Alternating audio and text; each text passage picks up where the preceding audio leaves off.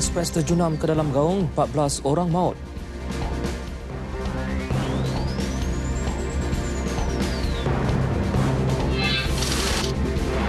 Dan Lembaga Zakat Selangor perkenal pembayaran zakat guna mesin pemindahan wang automatik.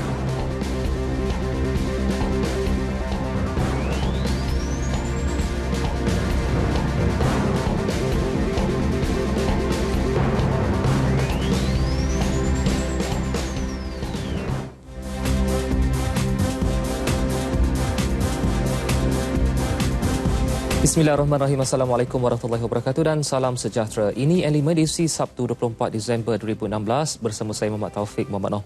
Baiklah, untuk lintas langsung negeri-negeri petang ini kita mulakan bersama Samsiah Samsi langsung dari Selangor. Kemudian kita akan berlintas langsung ke Pahang bersama Jasmi Faisal Muda. Sementara itu di Sabah kita akan bersama Farizi Morinding dan akhir sekali bersama Damia Cassandra Manja langsung dari Sarawak. Terus kekal bersama kami dalam N5.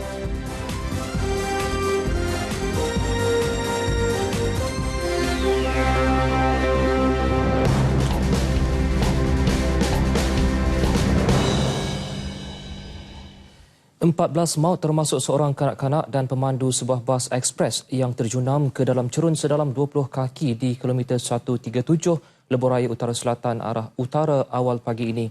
16 lagi penumpang dilaporkan cedera dalam kemalangan yang berlaku berdekatan Kampung Jayo itu. Kejadian melibatkan sebuah bas ekspres dari Johor Bahru ke Kuala Lumpur yang membawa 30 penumpang. Dalam kejadian kira-kira 3.30 pagi itu, mangsa yang maut terdiri daripada 6 lelaki termasuk pemandu dan 7 wanita serta seorang kanak-kanak perempuan. Setakat ini, nama dan warga negara mangsa yang maut masih belum diketahui. Mangsa yang cedera pula terdiri daripada 7 lelaki warga tempatan, 6 warga Singapura iaitu 5 lelaki dan seorang wanita, 2 lelaki warga Myanmar dan seorang perempuan yang tidak dikenal pasti identitinya. Menurut Timbalan Pengarah Bomba dan Penyelamat Negeri Muhammad Yusof Muhammad Gunos, pihaknya menerima panggilan pada pukul 4 pagi dan tiba di lokasi kira-kira 45 minit kemudian. Seramai 24 orang kekuatan keanggotaan daripada 3 balai telah hadir dengan dibantu oleh 7 orang pegawai kanan bomba untuk melakukan kerja-kerja mencari dan menyelamatkan mangsa yang tersepit di dalam bas tersebut. Dan pihak bomba telah dibantu oleh pihak polis dan juga pihak hospital di dalam operasi ini. Operasi tamat sepenuhnya pada jam 7.10 pagi. Kesemua mangsa dan mayat dihantar ke Hospital Pakar Sultanah Fatimah, Muar. Sementara itu, siasatan awal polis tidak menolak bas ekspres yang mengorbankan 14 nyawa dipandu laju sebelum terjunam ke dalam gaung. Ketua Polis Daerah Muar ACP Azman Ayub berkata, bas ekspres Ellison Golden Coach bertolak dari JB Central kira-kira jam 2 pagi ke Terminal Bas Bersepadu Kuala Lumpur dipercayai hilang kawalan sebelum terbabas ke kiri jalan. Di mana bas ni daripada Johor Bahru menghala ke Kuala Lumpur melepas lebih kurang jam 2 pagi. Okay, sampai di tempat kejadian 3.45 dipercayai bas ni hilang kawalan, terbabas dan terjunam ke dalam gaung. Gaung lebih kurang tinggi 8 meter hingga 10 meter. Beliau berkata demikian ketika ditemui di rumah mayat Hospital Sultanah Fatimah Muar. Kesemua mangsa yang meninggal dunia adalah penumpang yang duduk di bahagian depan bas berkenaan. Pihaknya menghubungi pengurusan bas ekspres berkenaan namun belum mendapat jawapan. Kes disiasat mengikut Seksyen 41-1 Akta Pengangkutan Jalan APJ 1987.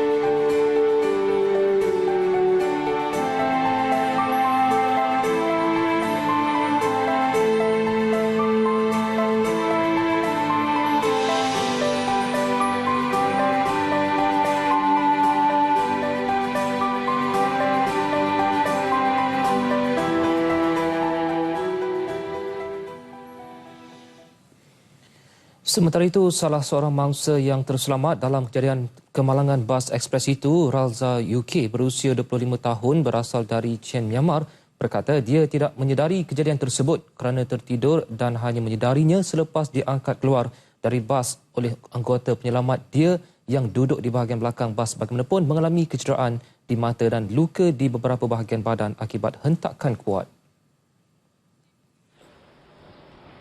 Dia yang sebelum ini dirawat di Hospital Pakar Sultanah Fatimah Muar dibenarkan keluar tengah hari tadi. Saya tidur. Apa jadi? Lepas tu saya pun saya pun sudah tak tahu lagi. Sakit itu saja saya sudah tahu. Oh, tahu-tahu sakit. Ya, Awak duduk seat mana? belakang. Belakang. Ya. Itu awak bila sedar awak kat mana? Satu orang duduknya belakang terus. Masih di belakang. Ya. Mangsa bekerja sebagai buruh di Johor Bahru menaiki bas tersebut untuk ke Kuala Lumpur bagi menyambut perayaan Hari Natal. Sementara, abang kepada salah seorang mangsa yang maut memberitahu dia mengetahui kejadian yang menagut nyawa adiknya, V. Renugah, berusia 25 tahun itu kira-kira jam 10 pagi tadi daripada rakan adiknya itu. V. Sri Nuvazan, 30 tahun berkata mangsa merupakan anak bongsu dari 3 beradik bekerja di Singapura menaiki bas tersebut bersama tunangnya, Keith Seven, 25 tahun untuk pulang bercuti bersama keluarga di Kelang Selangor. Tunang mangsa mengalami patah kaki. Saya sudah boleh lah. Saya pun tak tahu apa mau beritahu lah. Saya betul-betul sudah boleh. Dapat call saja, saya sudah boleh. You the first dapat call kan? First dapat call. Dia orang kata, accident saja. Lepas tu sampai dekat dalam pukul 10 lebih, 11 lebih, dia orang beritahu meninggal. Sementara itu, impian Muhammad Anizan Osman berusia 30 tahun untuk mendirikan rumah tangga pada bulan Januari hadapan tidak kesampaian apabila tunangnya Nur Saidatul Akmal Idris, 21 tahun, merupakan antara mangsa yang maut dalam kemalangan tersebut. Dia dengan kawan dia. Perempuan Perempuan. Bila tak dapat hubungi, Tu yang mak dia pun dah telefon saya dari pagi tadi. Dia cakap telefon anak dia tak dapat. Tu yang saya terpaksa lah, saya gerak hati untuk pergi ke Negeri Sembilan lah sepatutnya. Tapi tadi member saya beritahu, dia kata ada satu insiden malam tadi dekat Muar, Pagoh kan. Lepas tu saya pun macam tak sedap hati lah. Lepas tu tak lama tu abang dia telefon saya. Dia kata mengesahkan dia ada dalam bas tu. Perdana Menteri Datuk Seri Najib Tun Razak turut menzahirkan rasa sedih dan terkejut dengan tragedi kemalangan bas di Muar itu. Dalam catatan di laman Twitternya, Datuk Seri Najib mengucapkan takziah kepada keluarga mangsa yang terkorban. Beliau turut mendoakan semua penumpang yang cedera yang sedang dirawat di hospital dapat sembuh segera. Menteri Besar Johor Datuk Seri Muhammad Khalid Nordin turut mengucapkan takziah kepada keluarga mangsa nahas bas ekspres itu. Dalam satu kenyataan media, Datuk Seri Muhammad Khalid melahirkan rasa duka cita di atas kejadian yang menimpa para penumpang bas ekspres tersebut. Beliau berharap semua mangsa kemalangan dan ahli keluarga mereka terus bersabar dan tabah dengan dugaan itu. Juga di Johor, niat seorang penunggang motosikal membantu mangsa kemalangan melibatkan 2 kenderaan bertukar sebaliknya apabila dia turut mencari salah seorang daripada 8 mangsa nahas. Kejadian di kilometer 13 Jalan Keluang Air Hitam, hadapan Balai Polis Seri Gading, Batu Pahat, 7 malam semalam itu melibatkan 8 kenderaan namun semua mangsa dilaporkan selamat. Ketua Polis Daerah Batu Pahat, ACP Abdul Wahid Musa dalam satu kenyataan memaklumkan kejadian berlaku apabila 2 buah kereta dari arah Parit Raja menghala ke Batu Pahat telah berlanggar dan terbalik sebelum terbabas. Kemudian seorang penunggang motosikal memberhentikan motosikalnya untuk membantu mangsa namun dilanggar oleh sebuah kereta lain dari arah sama sebelum dirempuh 2 lagi kereta. Pada masa sama, 3 buah kenderaan dari arah Batu Pahat menghala ke Parit Raja yang memperlahankan kenderaan dipercayai untuk melihat kemalangan berlanggar sesama sendiri. Kesemua mangsa hanya cedera ringan dibawa ke Hospital Sultanah Nora Ismail, Batu Pahat untuk menerima rawatan.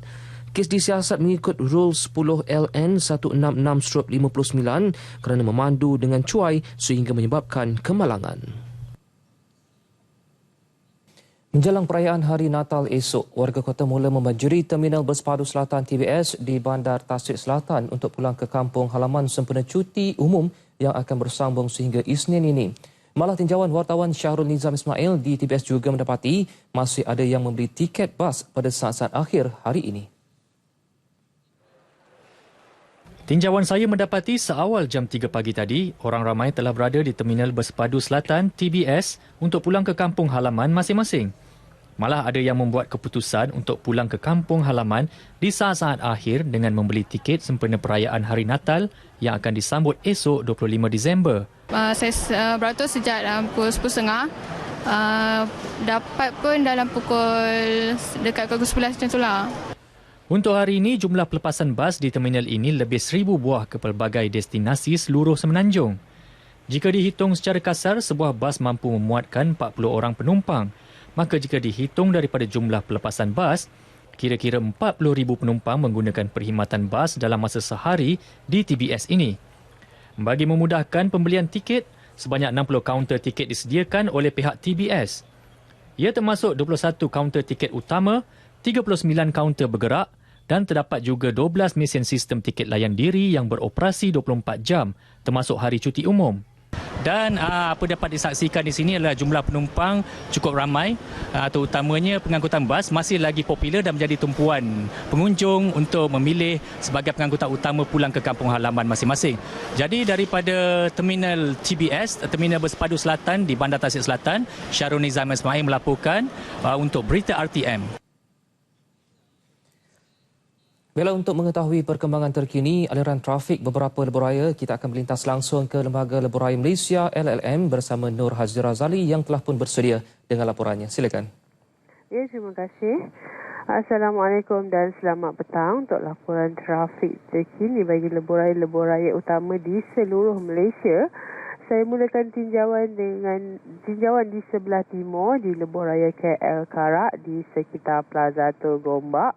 Trafik pada waktu ini kelihatan bergerak perlahan di sekitar Plaza Tul Gombak terus ke Genting Sempah. Namun trafik dilaporkan masih lagi lancar dari Plaza Tul Bentong terus ke Plaza Tul Karak dan di sepanjang lebuhraya Pantai Timur 1. Seterusnya tinjauan untuk lebuhraya Pantai Timur 2 di sekitar Plaza Tul Kuala Terengganu. Trafik juga masih lagi lancar di kedua-dua arah. Trafik dilaporkan masih lancar dan terkawal di laluan utama sepanjang lebuhraya di kedua-dua arah. Beralih dengan tinjauan trafik di sebelah utara lebuhraya Plus di sekitar Tapah, trafik pada waktu ini perlahan dari Tapah ke Gopeng. Trafik juga dilaporkan perlahan dari Slim River ke Sungai dan dari Menora terus ke Sungai Perak. Seterusnya masih lagi di utara lebuhraya Plus di sekitar Sungai Dua, trafik bergerak perlahan dari Perai terus ke Sungai Dua.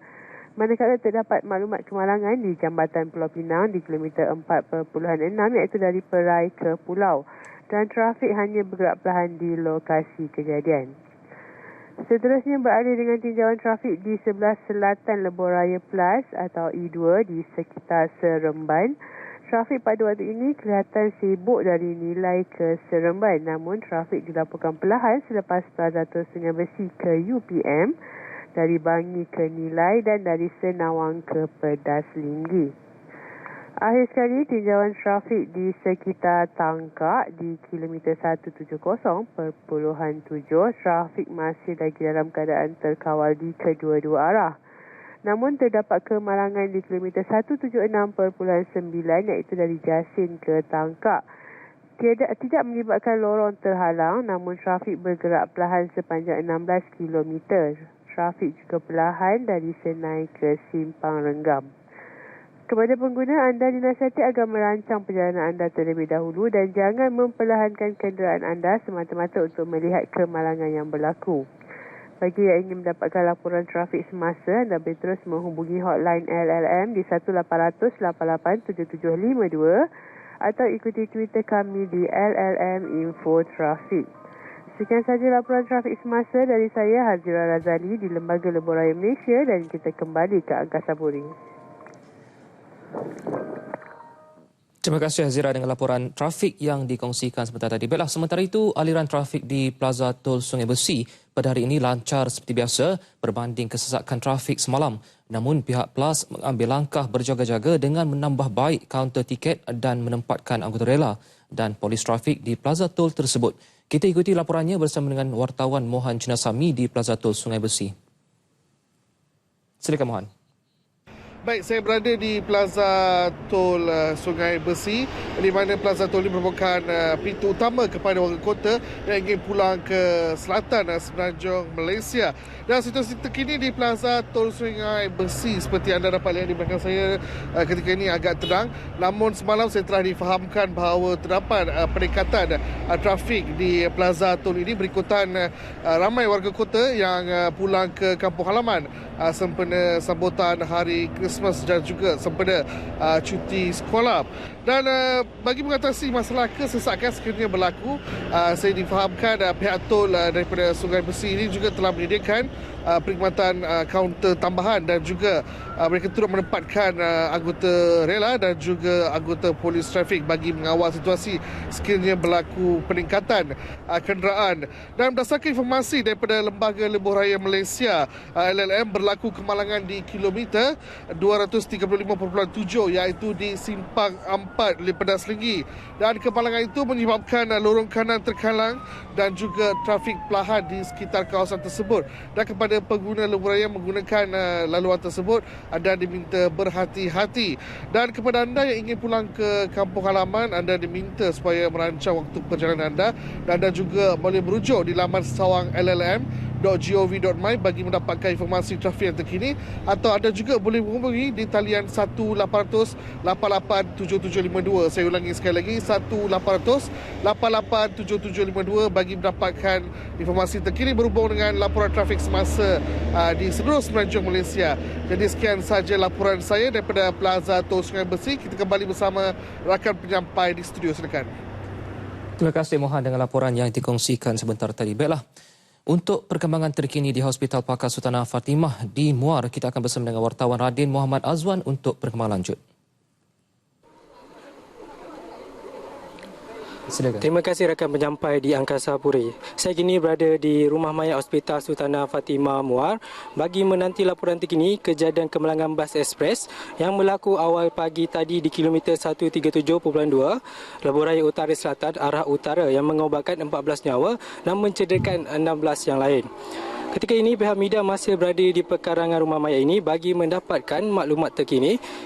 Sehingga jam 4.30 petang tadi, 6 mayat sudah dikenal pasti oleh waris dan saya sempat menemui waris mangsa dan mangsa yang terselamat. Sedikit maklumat mengenai kejadian awal pagi tadi, bas ekspres Ellison Golden Coach yang dalam perjalanan dari Johor Bahru ke Kuala Lumpur hilang kawalan sebelum terbabas dan terjunang ke dalam gaung setinggi 10 meter. Sementara itu, lebih 50 anggota penyelamat terdiri daripada polis, anggota bomba dan penyelamat, Agensi Pertahanan Awam APAM dan pihak hospital terlibat dalam operasi menyelamat yang berakhir sekitar 7.30 pagi tadi. Sekian saja Radin Muhammad Azwan untuk RTM. Terima kasih Radin. Kami mengucapkan takziah kepada keluarga mangsa. Kita teruskan dengan laporan ini.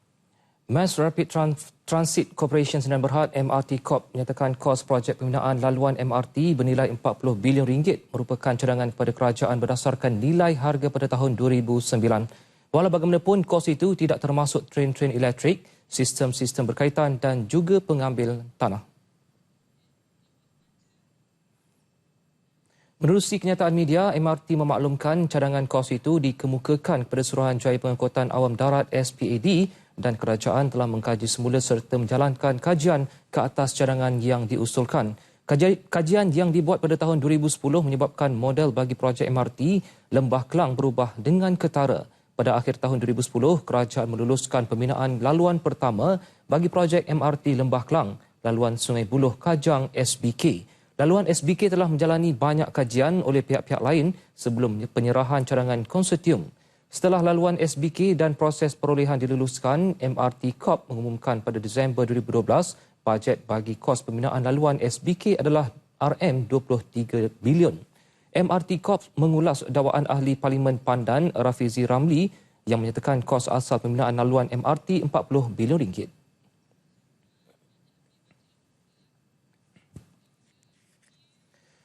Jumlah penduduk yang terjejas banjir di Kelantan meningkat kepada 42 orang apabila sebuah lagi keluarga dipindahkan di Kota Baru.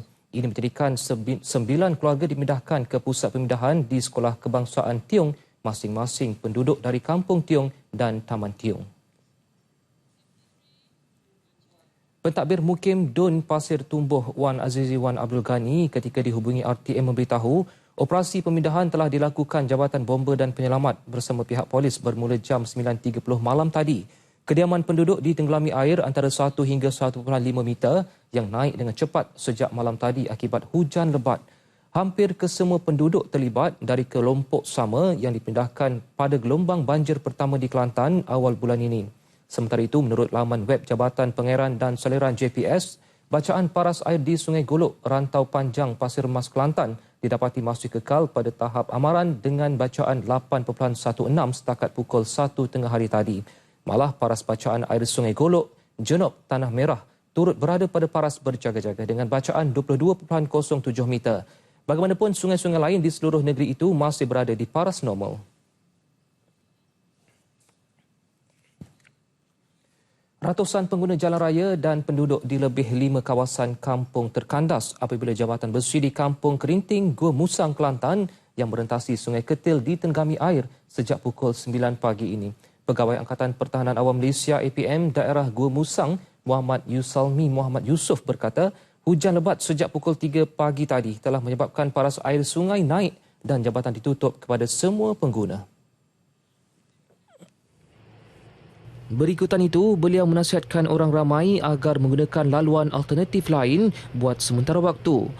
Jambatan besi itu juga katanya telah dipantau dan beliau berharap penduduk kampung mematuhi arahan pihak berkuasa untuk berpindah ke tempat selamat sekiranya air sungai semakin meningkat. Sementara itu, penduduk Kampung Kerinting berkata jambatan tersebut kerap tenggelam terutamanya apabila berlaku hujan lebat berterusan selama beberapa jam. Menurut mereka lagi, sudah 5 kali jambatan itu ditenggelami air pada tahun ini sehingga mereka terputus hubungan. Hujannya sejak di Malay lagi. Tak berterti ni air pun duk naik gitulah. Siap sedia rusing belakang gok kita. Kena dah. Baru ni dekat habis selai habis. Barang-barang pun rusuk habis. Jadi ni kat perut kau duk gobar lah. Penduduk berharap agar pihak berwajib menaik taraf dan menyelenggara jambatan rendah itu agar masalah tersebut tidak berlarutan. Kalau sini air dah apa jambatan, bolehlah orang lalu ke sana. Tapi kalau sini pun naik, berkemungkinan juga di situ pun naik juga air. Jadi dua-dua putus hubungnya. Itu masalah kampung sini. Jadi masalah ni setiap tahun lah alami kalau hujan lebat tu? Memang. Kalau hujan lebat, memang ada lah benda ni. Kalau boleh kita nak minta lah boleh tinggikan sikit ke jambatan ni, baik pulih sikit lah biar kemudah orang kampung kan. Terima kasih kerana setia bersama kami dalam N5. Baiklah, untuk laporan seterusnya kita akan ke Selangor bersama rakan penyampai Samsia Samsi. Silakan Sam. Terima kasih Taufik. Assalamualaikum dan salam sehati sejiwa. Masyarakat Islam di Selangor kini boleh membayar zakat lebih mudah apabila Lembaga Zakat Selangor LZS muncul institusi Islam pertama di negara ini memperkenalkan inovasi terkini pembayaran zakat menggunakan mesin pemindahan wang automatik cashless ATM LZS. Ketua Pegawai Eksekutif LZS Hussein Muhammad Ali berkata, inovasi itu hasil kerjasama dengan Hong Leong Islamic Bank Berhad. Menerusi perkhidmatan itu, pembayar hanya perlu membuat pindahan, menggunakan kad debit dari mana-mana bank dan melakukan transaksi di cashless. Setakat ini, 4 cawangan menyediakan kemudahan itu, iaitu di Ibu Pejabat LZS Selangor di Shah Alam, LZS Cawangan Kajang, Bangi dan Seksyen 14 Petaling Jaya. Di mana mereka tak perlu lagi membawa wang tunai ke kaunter-kaunter yang telah kita pilih, tetapi cukup sekadar bawa debit card. Kerana trendnya pada pengalaman kami di akhir tahun ni ada yang bawa cash yang begitu besar lah ke kaunter kita dan kita risaulah dari segi keselamatan. Jadi dengan adanya cashless ATM ni akan memudahkan mereka. Perkhidmatan yang disediakan itu adalah percuma. Beliau berkata demikian kepada media selepas Majlis Pembayaran Zakat dan Agihan Zakat di Shah Alam. Penduduk Taman Kelang Perdana di Kapar mahu pihak berkuasa segera mengatasi masalah ancaman anjing liar yang sentiasa berkeliaran di kawasan perumahan tersebut. Keselamatan penduduk terjejas terutamanya kepada kanak-kanak yang sering keluar bermain atau pulang dari sekolah selalu terserempak dengan anjing. Masalah itu semakin serius apabila hampir setiap malam haiwan terbabit berkeliaran secara berkumpulan dan menyelongkar tong sampah. Memandangkan dah terlalu banyak sangat. Jadi bila dah banyak, salah satu sebab yang kita bimbangkan keselamatan kanak-kanak, nak pergi sekolah, yang mana kita ragui akan boleh berlaku sesuatu perkara yang tidak diinginilah, dan juga tentang kebersihan taman. Anjing ni pun pandai semua ni. Kalau yang MPK datang ke apa yang tangkap anjing tu, diorang boleh tak nampak. Diorang dah pasal dulu pernah dibuat macam tu, yang tangkap-tangkap dia macam tahu tu. Tapi memang banyaklah anjing ni. Takut budak-budakan main ke apa ke. Masalah itu turut memberi tempias kepada pengusaha agropelancongan di Kampung Perepat kerana menyebabkan ketidakselesaan kepada pelancong. Susahlah kan, betul tak? Takut budak-budak ada datang, pelancong datang sini, takut kena gigit juga kan, betul tak? Itu satu masalah. Kita harapkan majlis MPK yang siapa yang bertanggungjawabnya kena usahakanlah yang apa yang sepatutnya. Satu yang saya pelik, mengapa bila kami pernah buat laporan kepada MPK, tangkap anjing, bila MPK datang, bawa lori yang penangkapan anjing, penyekatnya, anjing tahu kerja-kerja MPK tadi, dia boleh lari. Tapi sampai bila nak buat macam ni? Tindakan yang sebenarnya, tolong jelaskanlah. Menurut Biro Pengaduan Awam, BPA, aduan mengenai masalah anjing liar di kawasan perumahan antara aduan tertinggi diterima di Selangor. Ladang Arnab Bukit Badung di Kuala Selangor antara destinasi menarik untuk dikunjungi orang ramai terutama pada cuti hujung minggu. Berkonsepkan pelancongan pendidikan, Ladang Arnab itu boleh mencuri tumpuan kanak-kanak dengan membelai dan memberi makan kepada beberapa arnab yang dibiarkan bebas berkeliaran. Dengan kira-kira 4,000 ekor arnab, ladang berkeluasan 1.4 hektar itu merupakan antara ladang ternakan arnab terbesar di negara ini. Terdapat 15 baka arnab di ladang itu yang bukan saja dipamerkan, malah dijual pada harga berpatutan. Ladang arnab ini satu-satunya yang mempunyai sijil penyembelihan daripada JAKIM. Pemilik ladang Muhammad Zikrul Hakim Nur berkata, berdasarkan konsep bermain sambil belajar, pengunjung juga dapat mengenali sifat serta habitat arnab secara lebih dekat. Mereka bukan bawa balik pengalaman pegang, pengalaman bermain dengan arnab, tetapi mereka ni dibekalkan dengan ilmu. So bila dia jumpa, dia tahu paling asasnya baka apa yang dia tengok. Paling asasnya dia tahu arnab ni macam mana usianya, ayam ni ayam apa, macam mana nak kena jantina. Jadi dia dekat sini ni dia maknanya mereka dapat satu kenangan yang dia boleh diingati. Ladang ini turut mempunyai beberapa haiwan lain seperti burung, serindit, murai batu, merpati serta ayam Belanda, ayam selasih dan itik.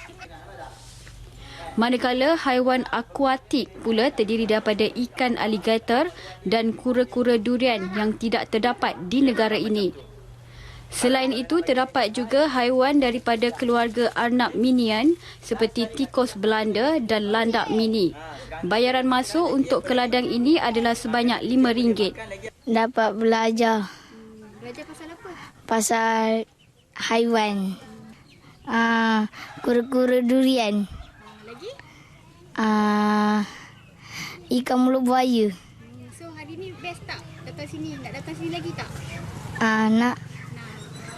Seronok lah sebab bila diorang pegang anak, bukan diorang hanya sekadar pegang tau. Jadi diorang boleh dapat merasai dia punya ciri-ciri arnab tu sendiri. Lepas tu diorang dapat bermain dengan arnab. Sebab tengok kebanyakan rata-rata anak-anak yang bermain kat sini, dia akan pulang dengan rasa yang sangat seronok dan dia akan minta lagi untuk datang lagi.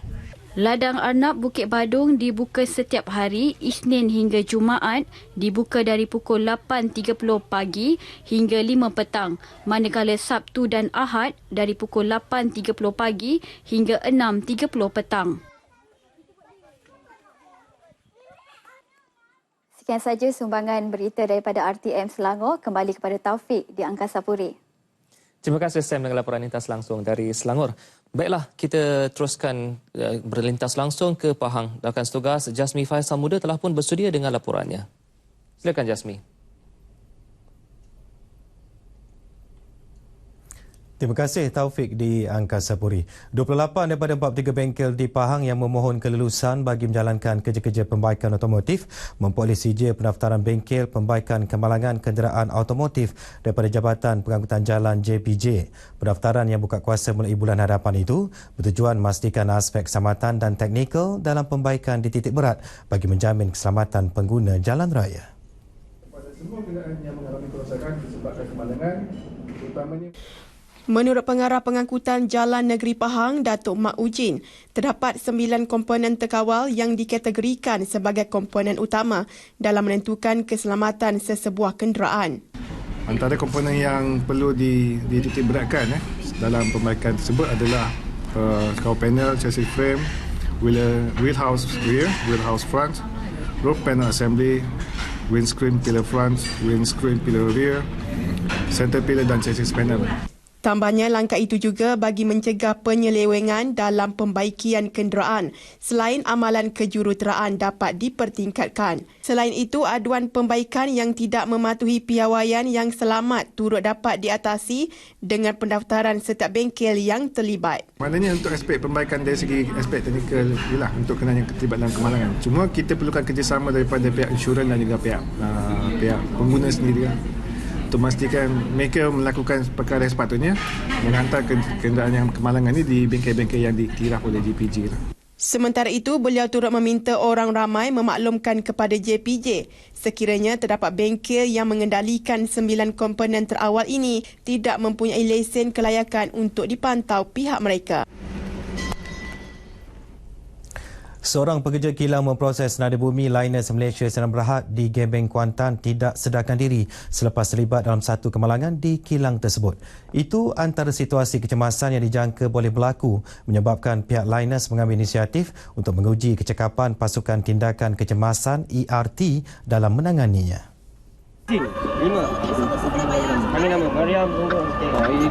Menurut Pengurus Kanan Keselamatan, Kesihatan dan Alam Sekitar Linas, Marwani Hirmi Muda, pihaknya sentiasa menitik beratkan aspek kecekapan dan kesiapsiagaan pekerja bagi menghadapi sebarang kemungkinan di dalam kilang. Untuk menguji kecekapan dan juga kesiapsiagaan ERT team member untuk Liners sekiranya berlaku emergensi. Emergensi ini terdapat pelbagai emergensi yang kita identify di Liners. So untuk hari ini kita ada buat 2 senario di mana kita lakukan pembakaran tadi di mana api. Nak melihat sejauh mana ERT team member kita boleh berdepan sekiranya berlaku kemalangan yang melibatkan kebakaran. Okey, yang kedua tadi, senario yang kedua adalah jika lihat tadi melibatkan berlaku. Tambahnya, latihan yang dijalankan itu dilihat mencapai objektif apabila anggota ERT berjaya mematuhi prosedur yang telah ditetapkan. Kita tengok objektif tercapailah sebab prosedur yang kita tulis tu, yes, dia follow satu, tetapi dalam drill tadi adalah ada sikit-sikit sebanyak macam yang kita tak jangka, macam air kan, pressure air, which is not stated dalam prosedur pun, tapi yang prosedur alhamdulillah dia follow, and saya rasa team member kita berpuas hatilah dengan hasil yang kita buat drill hari ini. Menurutnya lagi, pelbagai bentuk latihan kecemasan yang berskala kecil menghadapi risiko kemalangan turut dijalankan sekurang-kurangnya sebulan sekali bagi mana-mana bahagian kilang yang perlu. Sementara itu, Linas merupakan salah satu gema yang terdiri daripada kilang-kilang di sekeliling Gebeng, dan persatuan itu diketuai oleh Pengarah Jabatan Bomba dan Penyelamat Malaysia JBPM Pahang, Datuk Abdul Wahab Mat Yassin. Tak boleh biar macam tu. Seramai 150 orang murid daripada golongan anak yatim, anak-anak OKU dan keluarga kurang kemampuan hari ini menerima sumbangan seragam sekolah dari sebuah NGO di Kuantan. Wan Azlan Wan Salah yang Ketua Badan Kebajikan dan Kemanusiaan Berserah Sungai Karang Bakis berkata, program kali kelima ini diadakan secara berterusan mensasarkan anak-anak dari keluarga tidak berkemampuan, ibu-ibu tunggal dan OKU dari beberapa daerah di Kuantan. Sumbangan pakaian persekolahan tersebut sedikit sebanyak dapat meringankan beban keluarga yang terlibat.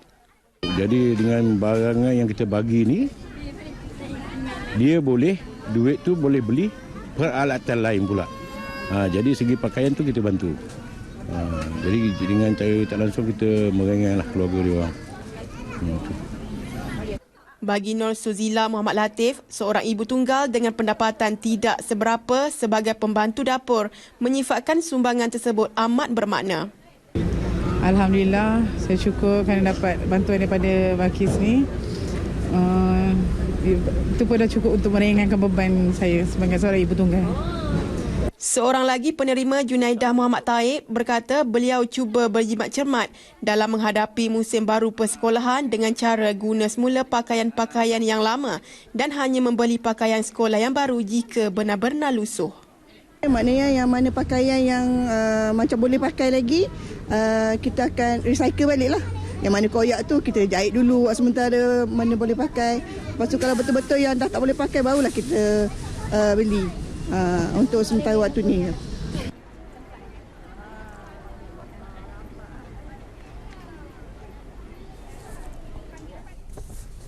Setakat ini saja laporan langsung dari Pahang. Kembali semula ke Angkasa Puri untuk laporan N5. Terima kasih Jasmi dengan laporan lintas langsung dari Pahang. Baiklah, kita terus ke laporan ini. Kelengkapan persekolahan seperti alat tulis dan pakaian seragam antara barangan yang akan dibeli ibu bapa setiap kali sebelum bermulanya sesi persekolahan. Di sebaliknya, terdapat harga kelengkapan persekolahan yang semakin meningkat sekaligus menimbulkan rungutan kalangan ibu bapa yang sedikit sebanyak terbeban dengan kenaikan harga barangan itu. Dengan kos sara hidup masa kini yang meningkat, ibu bapa dari golongan berpendapatan rendah dan sederhana perlu bijak mengatur perbelanjaan. Apatah lagi bagi yang mempunyai lebih dari seorang anak yang bersekolah rendah ataupun yang baru hendak memasuki darjah 1. Dalam tinjauan di sekitar di Jalan Tunku Abdul Rahman di Ibu Negara mendapati, ibu bapa sibuk membeli pelbagai kelengkapan persekolahan sebagai persiapan sesi persekolahan Januari nanti. Jika sebelum ini ibu bapa hanya memperuntukkan sekitar 100 hingga RM150 bagi seorang anak untuk kembali ke sekolah, namun pada tahun ini kebanyakan ibu bapa mendakwa mereka perlu menyediakan lebih RM200 untuk setiap seorang anak. Sebagai langkah bijak, kebanyakan ibu bapa membuat persiapan ala kadar dengan mendahulukan keperluan yang lebih penting serta menggunakan pakaian seragam sekolah dan peralatan yang masih boleh digunakan anak-anak. Peningkatan harga macam barang baju dia pun naik, kasut pun naik, semua handbag lagi naik, semualah barang-barang sekarang naik. Untuk daripada tahun lepas pun banding tahun ni memang ada peningkatan sikit lah. Tapi nak tak nak kita kena beli untuk anak-anak kan. Macam RM10 ke atas lah, macam tu kan, berbeza sikit lah. Dulu macam kasut kita boleh dapat dalam 3-4 ke bawah. Yang ni mesti nak 50 ke atas macam tu lah kalau untuk sepasang kasut. Dan untuk tahun ni kita ada, untuk tahun depan kita tengok pada perbelanjaan meningkat pada pakaian sekolah dan juga pakaian tulis meningkat pada 30%. So kami ambil inisiatif untuk macam baju sekolah untuk yang perempuan, kain dan juga baju mungkin kita beli ela buat sendiri. Sesetengah ibu bapa akan membuat perbandingan harga terlebih dahulu dan mencari kedai yang menawarkan diskaun menarik bagi kelengkapan sekolah. Semalam, Pengarah Kementerian Perdagangan Dalam Negeri, Koperasi dan Kepenggunaan KPDNKK, Muhammad Roslan Mahyudin, memberi amaran akan mengambil tindakan ke atas peniaga yang sengaja menaikkan harga barangan kelengkapan sekolah. Bertemu kembali. Perkembangan terkini siasatan kes penculikan di perairan Pulau Gaya dan persiapan meraihkan Christmas esok antara laporan dari Sabah hari ini.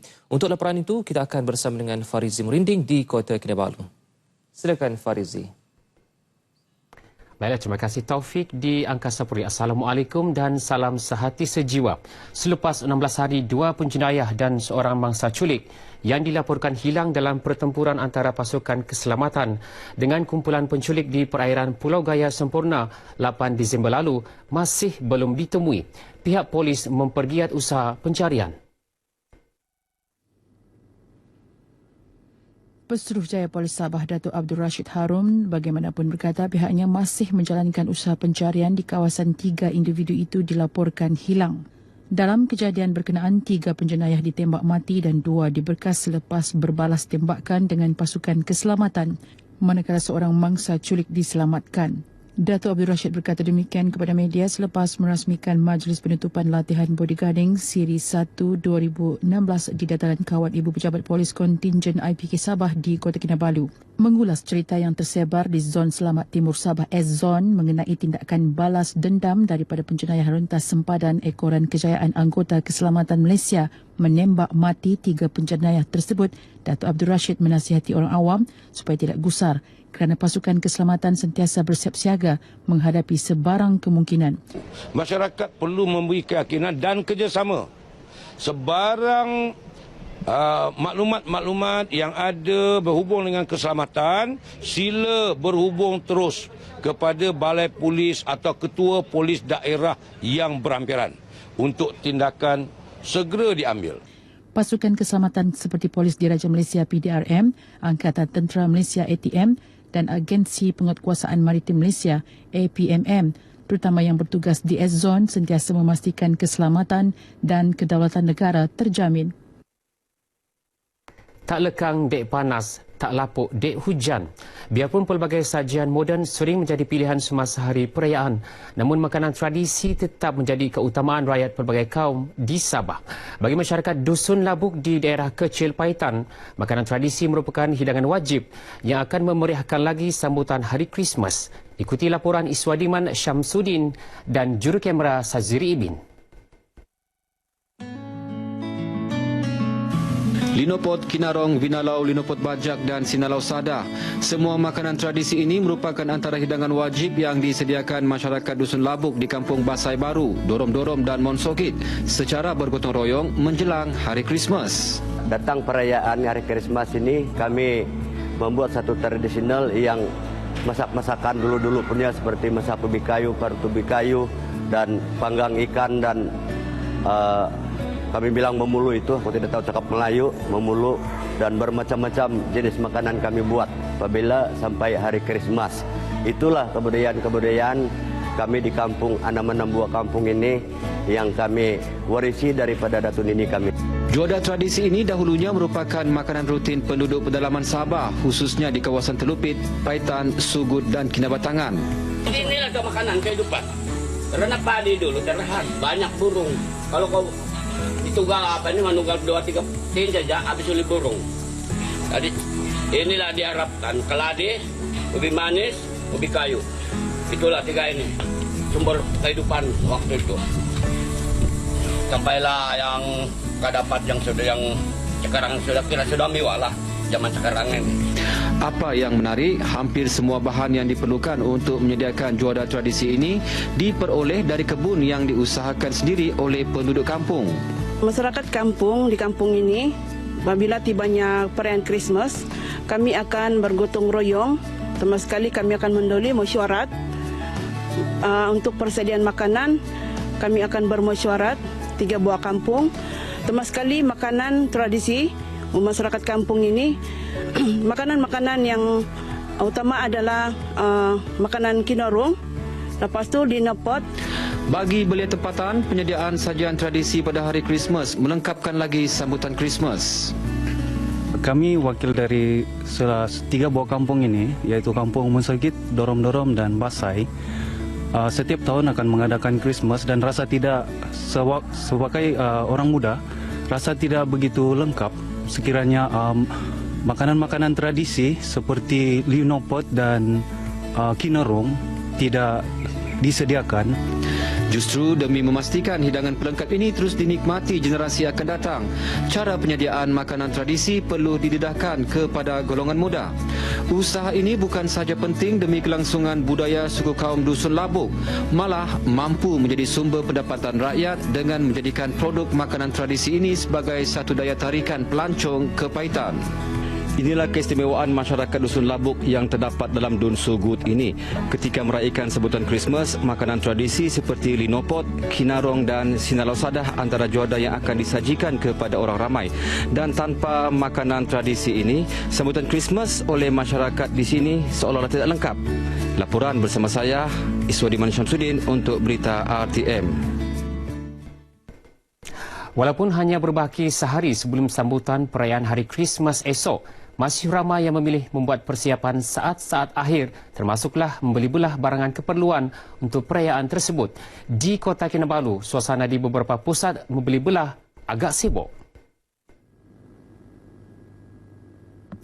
Tinjauan kru Berita RTM mendapati masih ramai penduduk yang beragama Kristian sibuk membeli belah bagi persiapan sambutan perayaan itu dan malam Krismas. Biasanya bukan shopping last minute, semuanya kali ini last minute sebab sibuk, terus tuh balik kampung melawat orang tua kan, last minute ini baru dapat pergi shopping lah. Baju kah, ataupun barang-barang reben. Baru dapat pergi shopping sebab kerja di hospital. Jadi terpaksa bagi-bagi kerja. Jadi bila dapat bercuti, baru dapat bershopping lah. Nombor satu itulah sibuk kerja last minute. Sikit orang macam tidak sibuk begitulah. Apapun cara dan kebiasaan rakyat negeri ini dalam menyambut setiap perayaan, sama ada membeli belah pada saat-saat akhir maupun lebih awal, yang penting mereka mengamalkan sikap berhemah ketika berbelanja dan tidak membazir. Selamat menyambut Hari Krismas tahun 2016 daripada Seksyen Berita Ehwal Semasa dan Unit Penerberitan Berita RTM Sabah. Baiklah, paparan itu mengakhiri semangat berita dari Sabah pada petang ini. Sempena dengan sambutan Hari Natal yang disambut esok, kami seluruh warga penerbitan berita RTM Sabah mengucapkan selamat menyambut Hari Natal. Kembali bersama Taufik di Angkasa Puri. Silakan Taufik. Terima kasih Farizi dengan laporan lintas langsung dari Sabah. Baiklah, untuk perkembangan berita dari Sarawak pula, kita akan bersama Damia Cassandra Manja. Silakan, Damia. Baik, terima kasih Taufik. Assalamualaikum dan salam sehati sejiwa. Kepelbagaian dan perbezaan etnik di Sarawak perlu dihargai dan bukannya satu ancaman. Yang di-Pertuan Negeri Tun Pehin Sri Haji Abdul Taib Mahmud berkata, sebaliknya perbezaan budaya dan adat resam ini perlu difahami supaya semua lapisan masyarakat boleh menghayati dan menyertai etnik lain, terutama dalam sambutan pelbagai perayaan dengan penuh rasa hormat. Tambahnya, semakin kerap rakyat terdedah dengan budaya dan adat resam etnik lain seperti di sekolah atau di tempat kerja, perasaan memahami dan menghormati akan lebih utuh dan ini menjadikan pergaulan lebih mesra. Let that kind of feeling be not only emerging and driving us to greet each other during Christmas, but at all the festivals of the various races. If we can feel that, we will realize how much more every year we become more and more Malaysian without sacrificing our feeling of being Malaysian, Chinese, Indian, Iban, Bidayu, and orang Ulu. That doesn't in any way rob us of our love for our own tribes, our own sub-races. In fact, it makes us realize how much it means to become a Malaysian with multiracial population. Jelasnya, rakyat Sarawak bertuah dan istimewa kerana walaupun terdiri daripada pelbagai etnik dan agama, namun mempunyai hubungan yang sangat erat. Hubungan ini, katanya, harus terus dijaga dengan mengunjungi saudara mara dan sahabat handai pelbagai agama dan kaum ketika sambutan semua perayaan agar ikatan persaudaraan dan persahabatan kekal kukuh. Yang di-Pertuan Negeri menyatakan demikian dalam perutusan Hari Krismas 2016. Sarawak sebuah negeri yang unik kerana mempunyai rakyat berbilang kaum dan kepercayaan agama, namun boleh hidup bersama dengan aman dan penuh toleransi. Ketua Menteri Datuk Petinggi Tan Sri Adnan Satem dalam perutusan sempena Hari Krismas berkata rakyat di negeri ini menolak untuk terlibat dalam pendebatan retorik mengenai agama dan kaum kerana mahu mengekalkan kehidupan yang penuh harmoni. Beliau berkata kebebasan beragama akan terus dipertahankan di Sarawak. There has been no hindrance and issue at all to religious freedom in Sarawak. I've stated in no uncertain terms that we are free to worship as we wish. Beliau juga mahu rakyat negeri ini mengekalkan keindahan semula jadi untuk tatapan generasi akan datang. Katanya, walaupun negeri ini sedang melaksanakan projek mega lebuh raya Pen Borneo, namun soal penjagaan alam sekitar dan khazanah hutan tidak pernah dipinggirkan. Tambahnya, banyak usaha telah dilakukan oleh kerajaan negeri untuk memastikan alam semula jadi terus terpelihara. The first few things that I did when I assumed office was to stop giving timber concessions, stop issuing permits to set up commercial plantation on state land and fight against illegal logging. Antaranya tidak mengeluarkan lagi lesen konsensi balak, menghentikan pengeluaran permit untuk peladangan komersil di atas tanah kerajaan dan memerangi pembalakan haram secara habis-habisan. Masalah kesesakan trafik di Kompleks Kastam Imigresen dan Kuarantin CIQ Sungai Tujuh di Miri yang berpunca daripada peningkatan jumlah pelawat terutama pada hujung minggu dan musim cuti persekolahan perlu diselesaikan segera. Sehubungan itu, Menteri Muda Pelancongan Datuk Lee Kim Shin mahu Jabatan Imigresen untuk membuka sekurang-kurangnya 10 kaunter pemeriksaan pada waktu puncak dan musim perayaan termasuk Hari Krismas, Tahun Baru 2017 dan Tahun Baru Cina pertengahan bulan depan. Beliau berkata CIQ Sungai Tujuh mencatatkan 3.13 juta pelawat setakat 19 Disember lalu iaitu peningkatan hampir 1 juta pelawat berbanding 2.28 juta pelawat dalam tempoh yang sama tahun lepas. Beliau memberitahu sidang media selepas mendengar taklimat daripada Jabatan Imigresen berhubung isu keselamatan dan kesesakan di CIQ Sungai Tujuh. Jawatan Kuasa Tindakan Bencana Kawasan Dewan Undangan Negeri Semarian telah diaktifkan untuk menghadapi sebarang kemungkinan banjir. Menteri Muda Pendidikan Awal Kanak-Kanak dan Pembangunan Keluarga Sharifah Hasidah Said Aman Ghazali berkata jawatan kuasa itu juga telah membuat persediaan rapi untuk membantu penduduk berpindah jika diarahkan pihak berkuasa. Selain itu, skim rondaan sukarela di bawah seliaan kawasan rukun tetangga dan Dewan Bandaraya Kuching Utara juga akan ditubuhkan di setiap kampung di Semeriang. Ini adalah untuk membantu pihak polis di dalam menangani kejadian-kejadian kucurian dan jenayah kecil yang banyak berlaku. Sharifah Hasidah ditemui pemberita selepas merasmikan Karnival Sukan Rakyat di Kampung Malaysia Jaya di Kuching. Mengenai karnival berkenaan, beliau berkata karnival 2 tahun sekali itu bagi mengeratkan silaturahim dan semangat kejiranan dalam kalangan-kalangan masyarakat setempat. Pelbagai aktiviti dan pertandingan diadakan selain daripada pameran oleh agensi kerajaan dan badan bukan kerajaan NGO seperti program Dermadara oleh Jabatan Kesihatan Negeri. Baik, saudara, setakat ini dahulu sumbangan berita dari Sarawak untuk lintas langsung N5 petang ini dan untuk berita seterusnya, kita kembali bersama Taufik di Angkasa Puri. Silakan. Terima kasih dan dengan laporan lintas langsung dari Sarawak. Baiklah, untuk laporan cuaca semasa kita akan ke Malaysia bersama Muhammad Hafiz Kasim. Silakan. Terima kasih kepada rakan penyampai di Bilik Berita Angkasa Puri. Assalamualaikum warahmatullahi wabarakatuh dan salam sejahtera. Laporan cuaca untuk petang ini dimulakan terlebih dahulu dengan amaran hujan lebat peringkat kuning yang telah pun dikeluarkan oleh Met Malaysia untuk negeri Kelantan, Terengganu dan juga di negeri Pahang, di mana amaran hujan lebat ini dijangkakan bermula pada Isnin ini 26 Disember 2016 sehingga Rabu ini 28 Disember 2016. Sehubungan dengan itu, sepanjang amaran ini berkuat kuasa, penduduk-penduduk sekitar kawasan berkenaan adalah dinasihatkan agar lebih berwaspada dan mengikuti sebarang perkembangan cuaca dari semasa ke semasa. Kita teruskan laporan cuaca untuk petang ini dengan melihat kepada corak tiupan angin, di mana angin yang bertiup di rantau negara kita masih lagi bertiup kencang dari arah timur laut merentasi rantau negara dengan kelajuan angin boleh mencecah sehingga 50 km sejam. Yang seterusnya mendedahkan kepada kawasan-kawasan perairan sekitarnya kepada keadaan laut yang bergelora dengan ketinggian ombak boleh mencapai sehingga 3,5 meter. Dan sehubungan dengan itu, Met Malaysia telah pun mengeluarkan amaran laut kategori pertama bagi kawasan perairan Condor dan juga Reef North, dijangkakan berterusan sehingga Khamis ini 29 Disember 2016.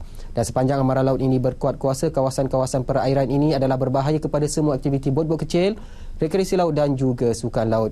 Bagi melihat gambaran keadaan cuaca semasa dengan lebih terperinci pula, kita beralih ke paparan imej radar terkini. Pada petang ini, secara amnya hujan berserta ribut petir sedang berlaku di 1-2 tempat tertumpu di sekitar negeri Selangor, wilayah Persekutuan Kuala Lumpur, di Negeri Sembilan, Melaka dan juga di Johor Barat. Hujan yang sedang berlaku ini dijangkakan beransur-ansur reda menjelang awal malam nanti. Sementara itu pula, hujan di 1-2 tempat pada petang ini juga turut sedang berlaku di sekitar daerah Dungun Kemaman di negeri Terengganu, di daerah Kuantan Pekan Rompen di negeri Pahang dan juga di sekitar daerah Mersing di negeri Johor. Hujan yang sedang berlaku ini dijangkakan boleh berterusan berlaku sehingga ke malam nanti. Kita beralih pula ke negeri Sabah dan juga Sarawak. Untuk negeri Sabah pula, pada petang ini turut sedang berlaku hujan berserta ribut petir di sekitar bahagian pantai barat dan juga di bahagian pedalaman. Sementara bahagian-bahagian lain termasuk juga di wilayah Persekutuan Labuan pada petang ini berada dalam keadaan yang cerah. Untuk negeri Sarawak pula, pada petang ini hujan berserta ribut petir sedang berlaku di hampir ke semua kawasan di negeri Sarawak, di mana hujan yang sedang berlaku ini dijangkakan boleh berterusan sehingga ke malam nanti. Sebelum berpisah, kita ikuti terlebih dahulu tinjauan cuaca bagi bandar-bandar utama seluruh negara untuk sepanjang hari esok. Sekian saja dahulu dari Met Malaysia. Assalamualaikum warahmatullahi wabarakatuh dan salam sejahtera.